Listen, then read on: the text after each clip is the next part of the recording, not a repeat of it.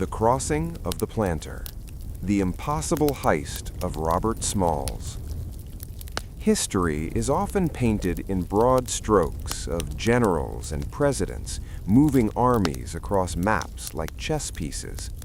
But sometimes history turns on the desperate, impossible courage of someone unseen. In 1862, Charleston, South Carolina, was the beating heart of the Confederacy. It was where the first shots of the Civil War were fired at Fort Sumter. The harbor was a fortress bristling with heavy artillery, underwater mines, then called torpedoes, and ironclad patrolling ships. It was, perhaps, the most heavily guarded stretch of water on Earth outside of Europe. To be a black man in Charleston in 1862 was to be property.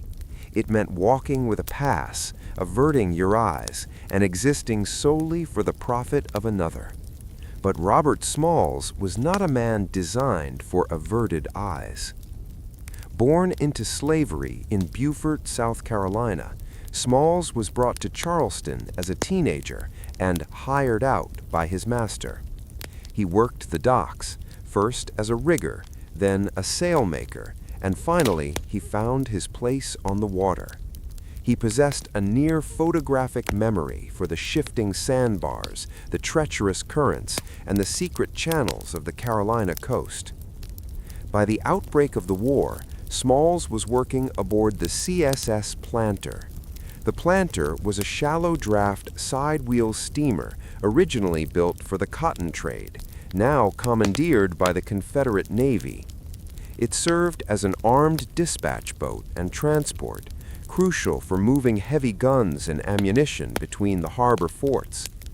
Officially, Robert Smalls was a wheelman. In reality, he was the pilot. The white officers relied entirely on his knowledge to navigate the complex harbor, though they would never grant a black man the title of captain. Smalls was intelligent, charismatic, and quietly observing everything. He watched the Confederate officers talk about troop movements. He noted where they laid the underwater mines. He memorized the intricate system of signal flares and whistle codes required to pass the harbor sentries. But most importantly, Robert Smalls was a man desperately in love with his wife Hannah and their two young children. They lived in constant terror of being sold apart, scattered to different corners of the Deep South, never to see each other again. Smalls had tried to buy their freedom, but the price was impossibly high. As the war intensified in the spring of 1862, Smalls realized a chilling truth. The only way to save his family was to do something suicidal. He wouldn't just run away. He was going to steal a warship of the Confederate States of America right out from under their noses. Part 1. The Opportunity. The plan was breathtaking in its audacity. It required perfect timing, nerves of steel, and a theatrical performance that could fool a dozen armed sentries. Smalls broached the idea cautiously to the other enslaved crewmen aboard the Planter. They were terrified. The penalty for attempted escape was severe. The penalty for stealing a military vessel in wartime was certain death, likely by public hanging. "If we are caught," Smalls told them, his voice steady in the dimly lit hull of the ship, "we will be killed. But if we stay, we are dead men anyway. Our families are dead to us." They agreed.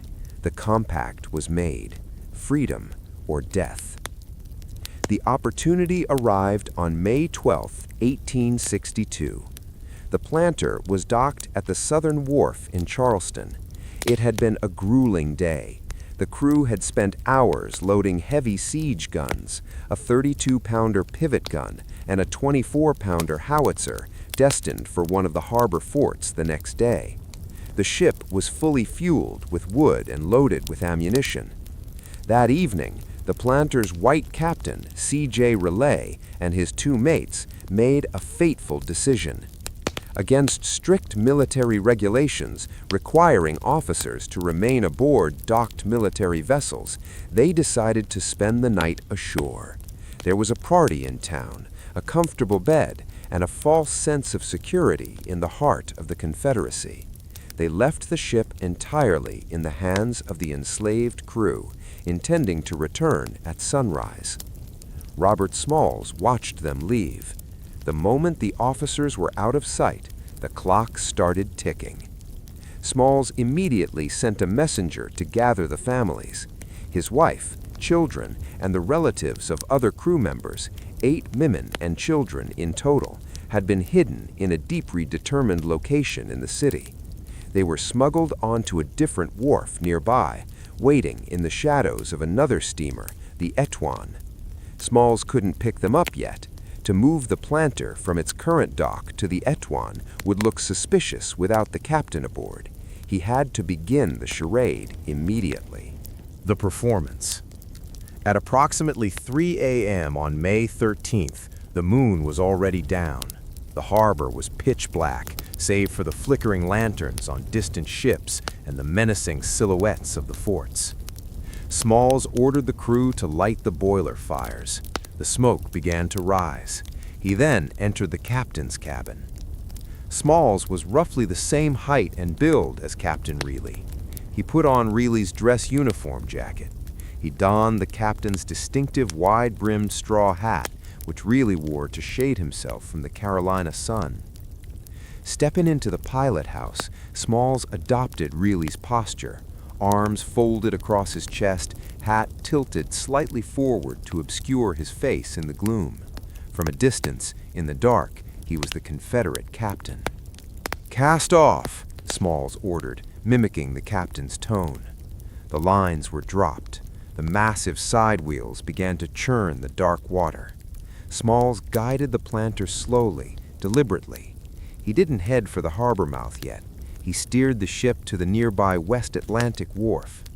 There, in an agonizingly tense operation, the women and children emerged from the shadows and were hurried aboard the planter. They were shuffled below decks immediately. The youngest were told that if they cried, they would all die. The silence in the hold was heavy with terror. Now loaded with 16 enslaved souls, the planter turned toward the open sea. The real test was about to begin. The gauntlet. To reach the Union Navy blockade waiting miles offshore in the Atlantic, Smalls had to navigate a gauntlet of Confederate firepower. He had to pass directly under the guns of Castle Pinckney, Fort Ripley, Fort Johnson, and finally, the terrifying colossus of Fort Sumter. Smalls knew the routine. A Confederate ship leaving the harbor before dawn had to signal its intentions using the ship's steam whistle. The wrong signals meant instant destruction. As they approached the first checkpoint, Fort Johnson, the crew was shaking. Smalls remained icy calm in the pilot house, the straw hat shadowing his face. He pulled the whistle cord. Blast, blast, blast. The correct Confederate signal. The sentries at Fort Johnson, seeing the familiar silhouette of the planter and hearing the correct code, waved it through without a second thought.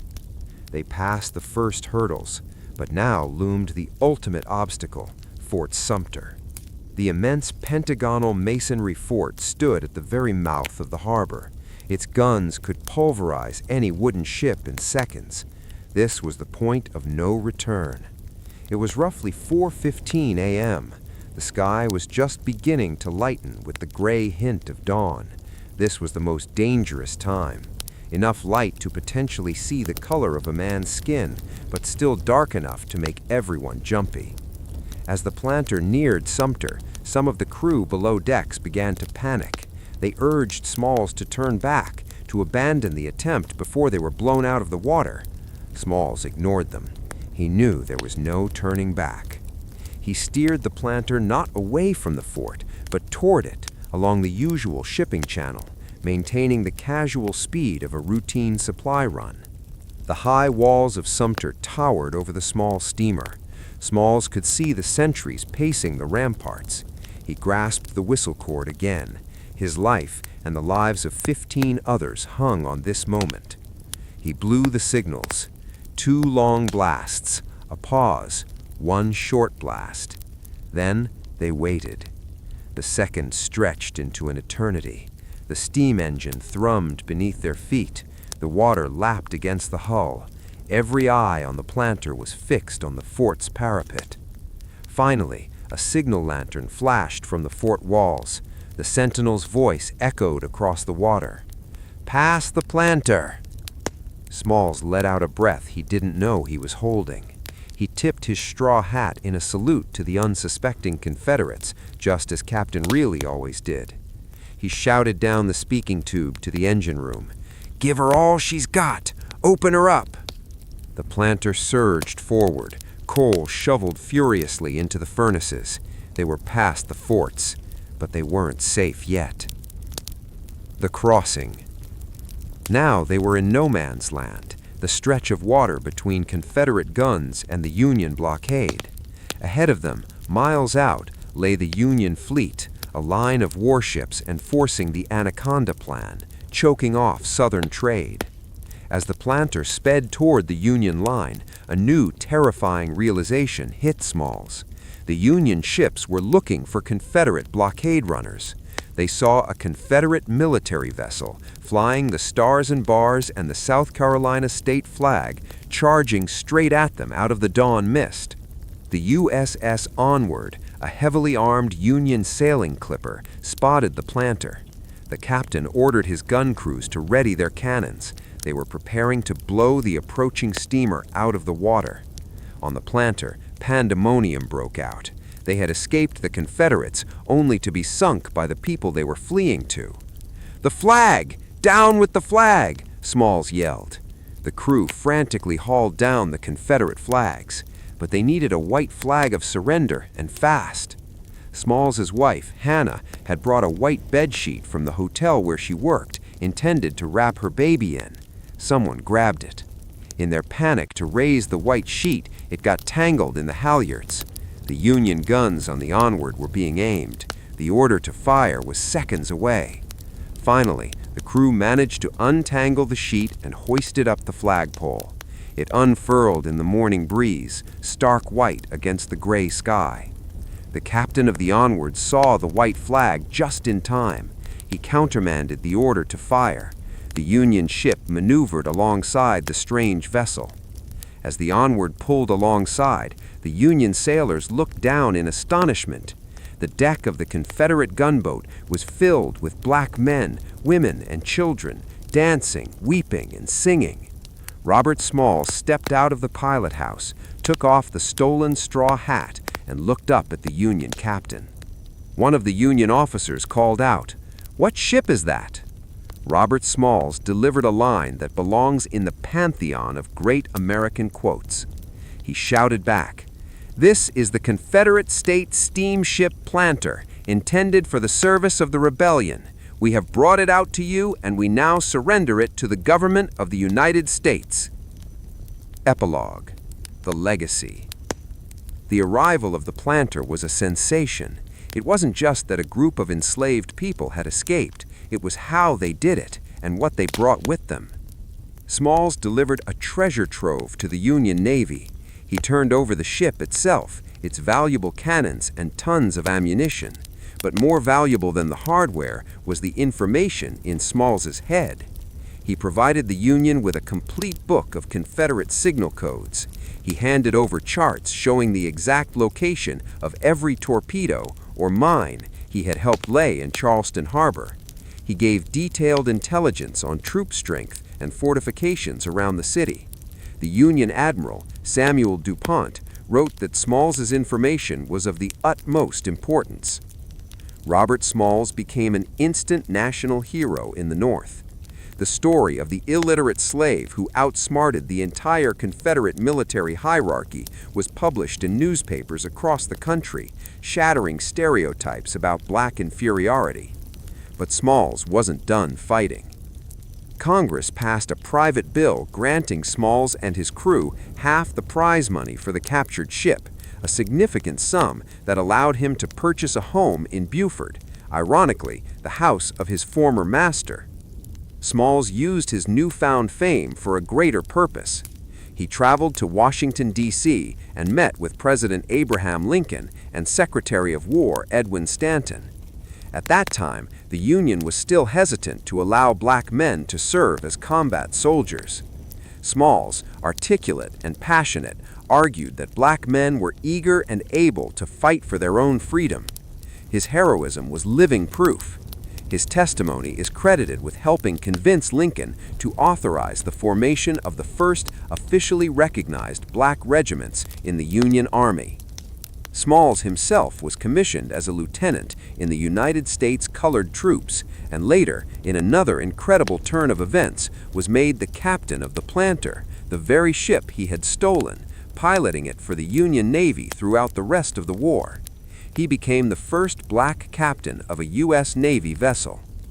After the war, Robert Smalls returned to South Carolina. He learned to read and write. He entered politics during the Reconstruction era, serving in South Carolina state legislature, and subsequently winning election to the United States House of Representatives, where he served 5 terms. He spent the rest of his life fighting against the rising tide of Jim Crow laws that sought to undo the freedoms he had risked everything to secure. In the annals of American history, few individual acts of bravery match the morning of May 13, 1962. Robert Smalls did not just cross a harbor, he crossed a philosophical chasm, proving to a divided nation that the desire for liberty is an unstoppable force, capable of outwitting even the mightiest fortresses.